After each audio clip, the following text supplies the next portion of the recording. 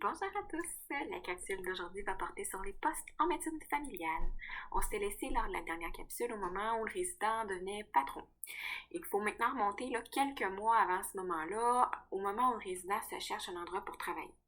Je vais vraiment surtout parler de la médecine familiale par souci de ne pas faire d'erreur, parce que je connais moins le processus en spécialité, mais je sais qu'il y a encore une fois une question de poste et d'application, bien évidemment, et qu'il y a beaucoup de restrictions aussi de leur côté. D'ailleurs, si un collègue spécialiste souhaite commenter pour nommer les similitudes, les différences, là, vous êtes les bienvenus, là, allez-y. Donc, lors de la dernière année de résidence en médecine familiale, le résident doit passer par un nouveau processus qui est celui des PREM. Qu'est-ce que ça veut dire un PREM? C'est l'acronyme pour Plan régional d'effectifs médicaux. Donc, il faut savoir en fait que pour travailler comme médecin de famille au Québec, ça prend ce qu'on appelle un avis de conformité au PREM. En gros, c'est une autorisation de travailler dans un endroit donné. Comment ça fonctionne? Chaque année, le gouvernement décide de combien chaque CIUS a de PREM. Ensuite, il y a un organisme qui s'appelle la DTMF, anciennement le DRMG, au CIUS qui répartit ces PREM-là entre ces RLS, qui sont un peu, on pourrait dire, là, chacun de ces villes. Cette information-là, elle est toute disponible là, sur le site du gouvernement.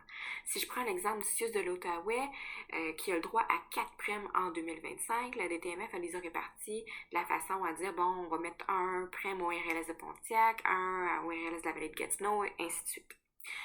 Il faut comprendre que c'est pas parce qu'une région obtient pas de prime une année ou très peu qu'il n'y a pas de manque d'effectifs à cet endroit-là. C'est un système qui est bien imparfait, dont le but, à la base, c'est de s'assurer qu'il y a des effectifs partout au Québec, y compris dans les régions les moins populaires.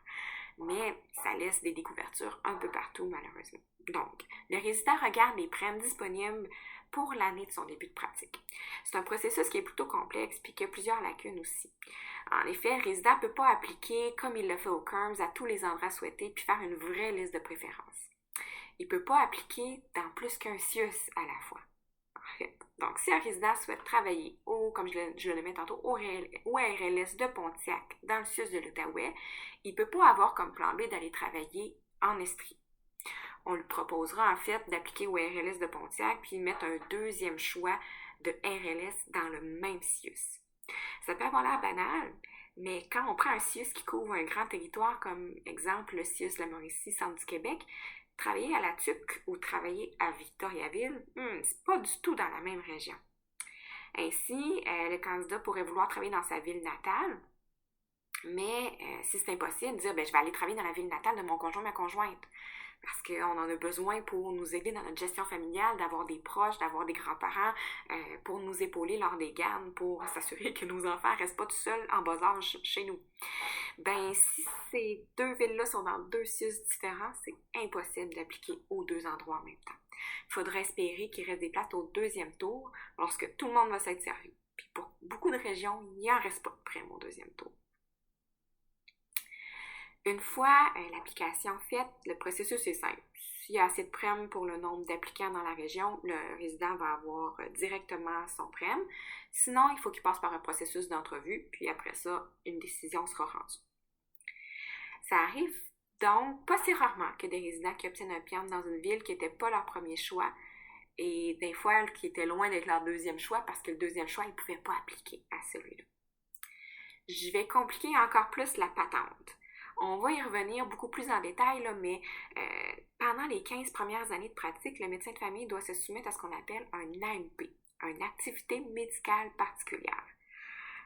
Qu'est-ce que ça mange à nous faire? En gros, c'est un engagement à faire un type de pratique qui correspond aux besoins les plus criants du milieu. Ça peut être de l'urgence, faire des accouchements, des soins à domicile, l'hospitalisation, la prise en charge, etc. Ces AMP-là sont sélectionnés encore une fois là, par le CIUS, le DTMF. La quasi-totalité des AMP au Québec sont dits mixtes, c'est-à-dire que c'est de la prise en charge suivie de patients au bureau et une activité hospitalière, comme les accouchements, les gardes d'hospitalisation.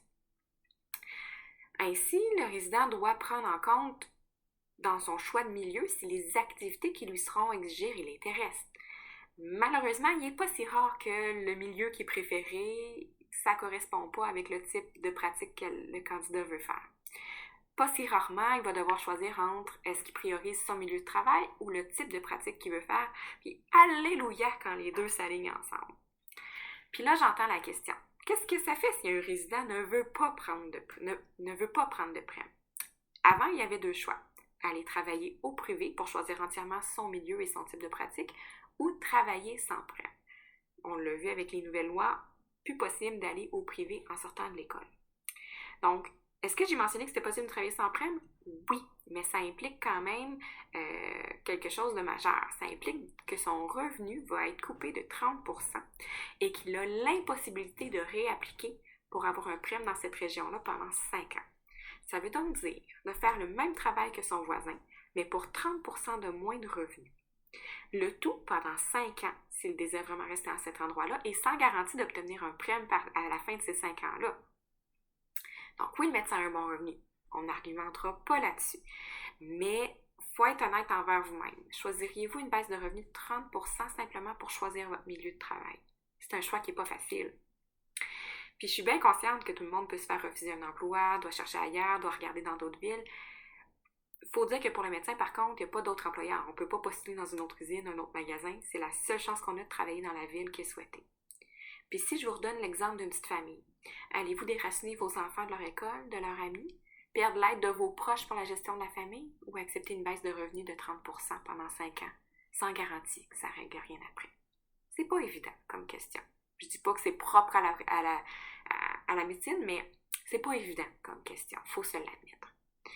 Le tout avec un processus qui est très rigide, qui ne permet pas vraiment de lister ses préférences. Fait qu'on ne pourrait pas dire, comme je nommais tantôt, on va aller travailler en premier choix dans le coin de Gatineau, puis si ça ne marche pas, on va aller à Sherbrooke.